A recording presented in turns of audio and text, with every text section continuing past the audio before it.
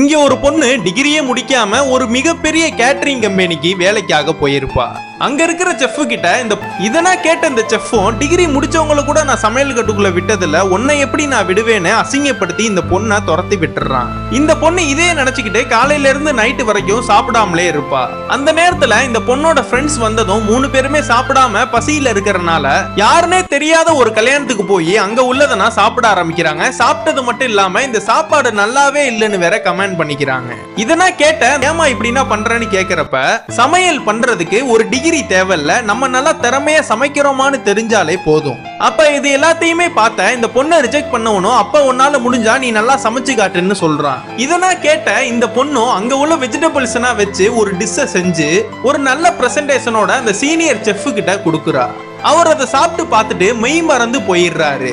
இந்த பொண்ணோட திறமையை பார்த்துட்டு அடுத்த நாளே அந்த கேட்டரிங் கம்பெனில இந்த பொண்ணை செஃப்பா வேலைக்கு சேர்த்துறாங்க.